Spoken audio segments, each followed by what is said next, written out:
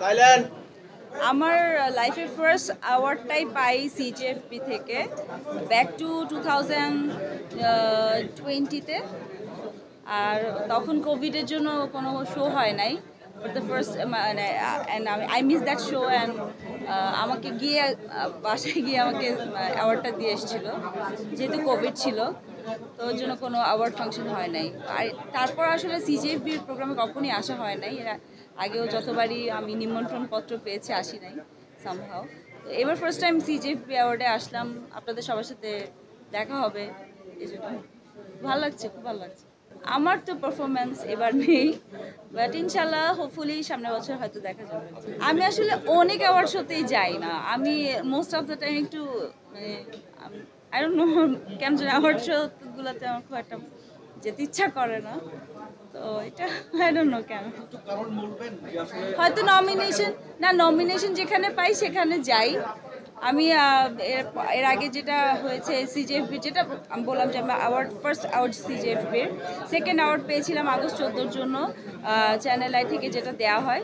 So ওইটার জন্য আমি যেহেতু অ্যাওয়ার্ড নমিনেশন পেয়েছিলাম অ্যান্ড আই ওয়াজ কনফিডেন্ট যে ইনশাল্লাহ হয়তো পাবো অ্যাওয়ার্ডটা, তো ওই জন্যই গিয়েছিলাম। তাছাড়া আসলে নমিনেশন না পেলে যাওয়ার আসলে আগ্রহটা কাজ করে না। অনেক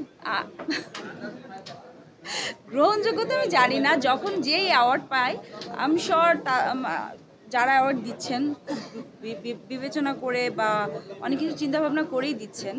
মানে আমি ওখানে কোনো ধরনের কোনো মানে জাজমেন্টে যাব না ডেফিনেটলি, বাট সামহাও আমরা সবাই এটা জানি ডিপ ইনসাইড কিছু না কিছু তো বায়াসনেস তো থাকেই।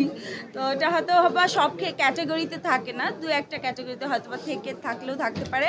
I am not saying about CJFB, I am saying about all of মানে ওভারঅল যত ধরনের অ্যাওয়ার্ড হয়, মানে যত অ্যাওয়ার্ড হয় এখন তো অনেক অ্যাওয়ার্ড শো হয়। তো আগে আমরা শুধু মেরিল প্রথম আলোই পেতাম, এখন সিজেএফবি তো অনেক বছর ধরে অ্যাওয়ার্ড দিচ্ছে, অ্যাওয়ার্ড শো করছে। সো ওই জায়গা থেকে মনে হয় যে আমি জানি না যারা অ্যাওয়ার্ড পাচ্ছে হয়তো ওভাবে তারা ডিজার্ভ করে বলেই পাচ্ছে। আমি তো জীবনের প্রথম আমার ওভারঅল ক্যারিয়ারে 2টা অ্যাওয়ার্ডই পেয়েছি, একটা সিজেএফবি, সেকেন্ড হচ্ছে ওই যে বললাম আগস্ট 14-র জন্য পেয়েছিলাম, চ্যানেল থেকে যে অ্যাওয়ার্ডটা দেওয়া হয়। তো এই 2টা অ্যাওয়ার্ডই পেয়েছি সোফার। আর এই তো আমি জানি না, আমার এখনো হাই হোপস আছে যে ইনশাল্লাহ হয়তো বা কখনো কখনো কোনো না কোনো দিন কোনো ভালো কাজের জন্য ন্যাশনাল অ্যাওয়ার্ড হয়তো পেতেও পারি। কেন হচ্ছে আমি কিভাবে বলবো, এটাকে আপনি কিভাবে দেখছেন বিষয়টাকে? আমি দেখি ফেসবুকে, কারণ আমি তো এইসব অ্যাওয়ার্ড শোতে যাই না, আমাকে বলেও না, ওই ব্যাঙের ছাতার মতো যেসব অ্যাওয়ার্ড শোগুলো হয়, তো আমি হয়তো বা ওই ক্যাটাগরিতে আসলে পড়ি না, সো আমি যাইও না। আমি I don't feel good about all of those award shows, because আমার মনে হয় যে ওগুলা যেসব অ্যাওয়ার্ড যারা পাচ্ছেন, মানে আমি নাম মেনশন করবো না, বাট ওই ধরনের অ্যাওয়ার্ড শোগুলো আপনি যাদের যেসব অ্যাওয়ার্ড শোর কথা মানে মিন করছেন, আই ডোন্ট নো মানে ওগুলা, বাট যারা পাচ্ছে তাদের জন্য হয়তো বা ভালো, কারণ যে কোনো অ্যাওয়ার্ডই আমাদের শিল্পীদের জন্য অনেক বড় একটা বিষয়। নমিনেশন পেলেও খুব ভালো লাগে, অ্যাওয়ার্ড পেলেও তো আরও বেশি ভালো লাগে।